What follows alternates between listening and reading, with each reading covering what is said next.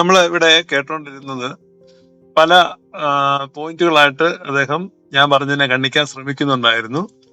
അദ്ദേഹം ഏറ്റവും പ്രധാനമായിട്ട് പറഞ്ഞത് 8 ദിവസം പ്രായമായ ഒരു കുഞ്ഞിന് നല്ല മനസാക്ഷിയുടെ ആവശ്യമുണ്ടോ? എന്താണ് നല്ല മനസാക്ഷിയുടെ ആവശ്യം? അപ്പൊ ഇദ്ദേഹം ഈ നല്ല മനസാക്ഷി എന്നുള്ളതിനെ തെറ്റിദ്ധരിച്ചിരിക്കുകയാണ്. കാരണം ഇവിടെ വ്യക്തിപരമായിട്ട് ഓരോരുത്തരുടെയും കാര്യമല്ല ഇവിടെ പറയുന്നത്. ഇത് കളക്റ്റീവ് കോൺഷ്യസ്നെസ്സിനെ കുറിച്ചാണ് പറയുന്നത്. സഭ എന്ന് പറയുമ്പോൾ ഒരു ശരീരമാണ്. ഈ മിസ്റ്ററി അല്ലെങ്കിൽ സഭ എന്ന മർമ്മത്തെ ഗ്രഹിക്കുന്നതിൽ വരുത്തുന്ന വീഴ്ചയാണിത്. ഇതാണ് പാശ്ചാത്യ ദർശനത്തിന്റെ ഒരു പരാജയം. കാരണം ഓരോ വ്യക്തികളെയും എടുത്തിട്ടാണ് ഇതിനെ അളക്കുന്നത്. അപ്പൊ ഈ വ്യക്തിക്ക് എന്താണ് നല്ല മനസാക്ഷിയുടെ കുറവ്?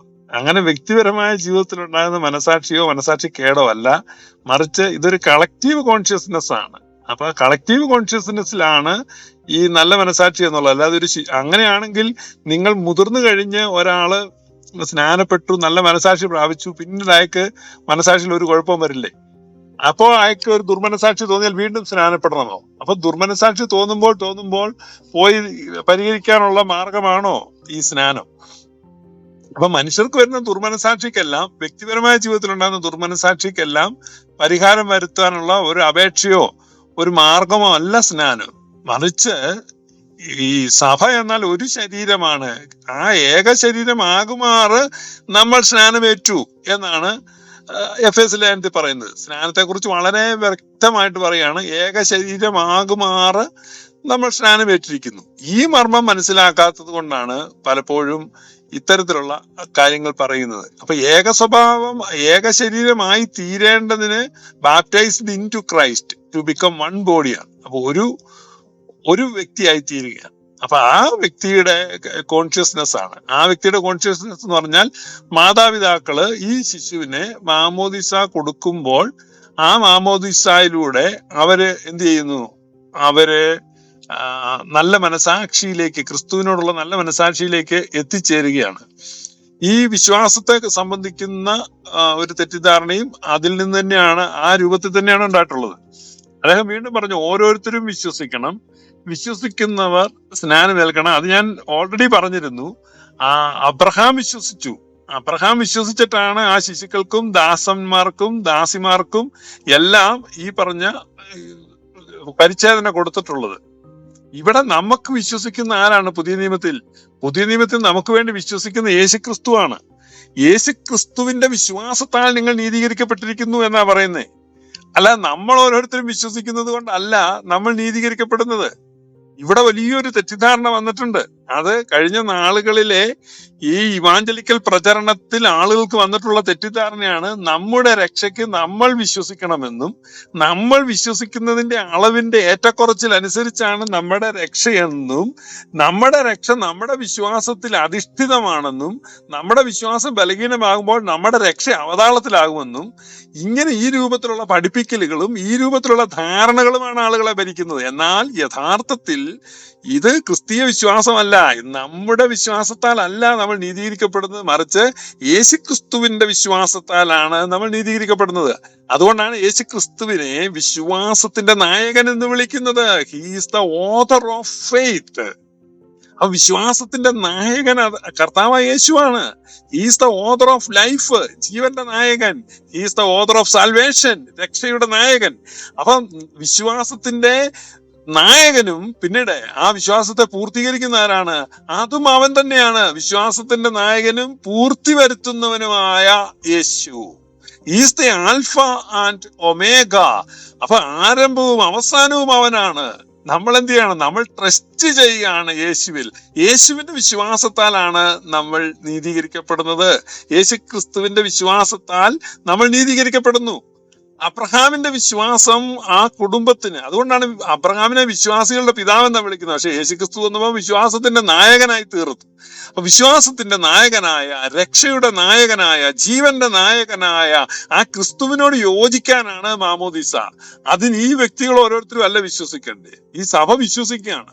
സഭയുടെ ഫെയ്ത്ത് കൺഫെഷനാണ്, സഭയുടെ വിശ്വാസത്തിന്റെ ആ ഏറ്റുപറച്ചിലാണ് മാമോദീസ. അതുകൊണ്ടാണ് നിക്കാ വിശ്വാസ പ്രമാണം പറയുമ്പോൾ പിതാവായ ദൈവത്തിൽ ഞങ്ങൾ വിശ്വസിക്കുന്നു, പുത്രനായ ക്രിസ്തുവിൽ വിശ്വസിക്കുന്നു, പരിശുദ്ധ റൂഹായിൽ വിശ്വസിക്കുന്നു, സഭയിൽ വിശ്വസിക്കുന്നു. പിതാവിലും പുത്രനിലും പരിശുദ്ധാത്മാവിലും വിശ്വസിക്കുന്നു എന്ന് ഏറ്റുപറഞ്ഞിട്ട് സഭയിൽ വിശ്വസിക്കുന്നു എന്നാണ് നാലാമത് പറയുന്നത്. ഈ 4 കാര്യങ്ങളാണ് വിശ്വസിക്കുന്നത്. അടുത്തത് മാമോദിസയുടെ കാര്യ. മാമോദിസയിൽ വിശ്വസിക്കുന്നു എന്നല്ല പറയുന്നത്. പാപമോചനത്തിന് മാമോദിസ ഒന്ന് മാത്രമെന്ന് ഞങ്ങൾ ഏറ്റുപറയുന്നു. ഈ കൺഫെഷനാണ്, ഏറ്റുപറച്ചിലാണ്. ഇതാണ് ഈ കവനന്റെ സൈൻ. നമ്മൾ സ്വീകരിക്കുകയാണ്, കൺഫസ് ചെയ്യുകയാണ്. ഈ യേശുവാണ് വിശ്വാസത്തിന്റെ നായകൻ. വിശ്വാസത്തിന്റെ നായകനും പൂർത്തി വരുത്തുന്നതിനും യേശുവാണ്. നമ്മുടെ നീതീകരണത്തിനായിട്ട് എന്ത് ചെയ്യാണ്?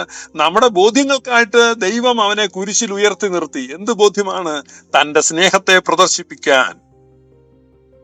അടുത്തത് പറയാണ് നമ്മുടെ നീതീകരണത്തിനായി ഉയർപ്പിച്ചിരിക്കുന്നു. അപ്പൊ നമ്മൾ എങ്ങനെയാണ് ജസ്റ്റിഫൈഡ് ആയത്? ക്രിസ്തു ഉയർത്തപ്പോൾ. ക്രിസ്തു ഉയർത്തത് നമ്മുടെ വിശ്വാസം കൊണ്ടാണോ? ആര് വിശ്വസിച്ചപ്പോഴാ ക്രിസ്തു ഉയർത്തത്? അപ്പൊ ക്രിസ്തുവിനെ ഉയർപ്പിക്കാണ്ടൊക്കെ വിശ്വാസം ആർക്കാണുള്ളത്?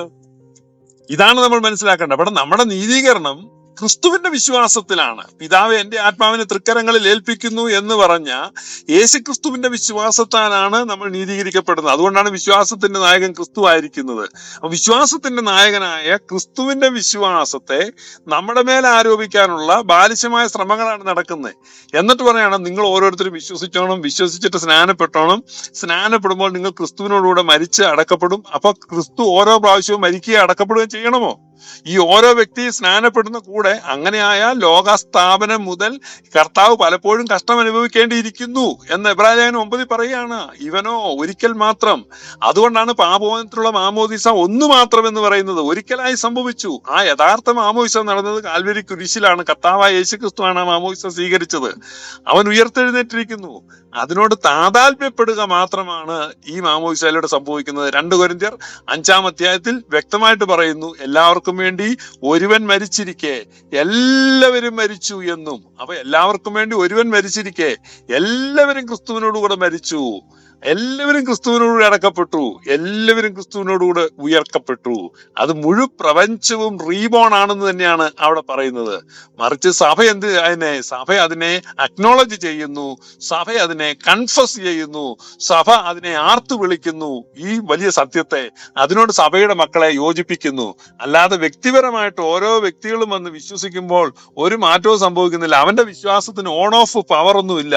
അപ്പൊ പലപ്പോഴും ഇത് തെറ്റിദ്ധരിപ്പിക്കുന്നത്, ഇവൻ വിശ്വസിക്കുമ്പോൾ ഇത് ഓൺ ചെയ്യുന്നു, ഇവൻ വിശ്വസിക്കാതിരിക്കുമ്പോൾ ഓഫ് ചെയ്യുന്നു. അങ്ങനെ മനുഷ്യന്റെ വിശ്വാസത്തിൽ അധിഷ്ഠിതമാണ് ദൈവത്തിന്റെ നീതി എന്നാണ്. എന്നാൽ മനുഷ്യന്റെ വിശ്വാസത്തിൽ അധിഷ്ഠിതമായ ദൈവനീതി അല്ല, മറിച്ച് ക്രിസ്തുവിന്റെ വിശ്വാസത്തിലൂടെ നമുക്ക് ലഭിക്കുന്ന സൗജന്യ നീതീകരണമാണ് സഭ ഏറ്റുപറയുന്നത്. അതുകൊണ്ടാണ് ഈ മാമോദിസയ്ക്ക് ശിശുക്കൾ യോഗ്യരാകുന്നത്. പിന്നെ ടെക്നോസ് എന്ന പദമാണ് അപ്പോസ്തലപ്രവൃത്തി 2-ൽ പറഞ്ഞിരിക്കുന്നത് എന്ന് ഞാൻ പറഞ്ഞു. രാജേഷ് ബ്രദർ അതിനെ ഖണ്ഡിക്കാൻ ശ്രമിച്ചു.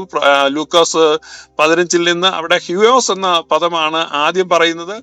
ഹ്യൂയോസ് എന്ന് പറഞ്ഞു കഴിഞ്ഞാൽ മകൻ എന്നും ടെക്നോസ് എന്ന് പറഞ്ഞാൽ ശിശു എന്നുമാണ്.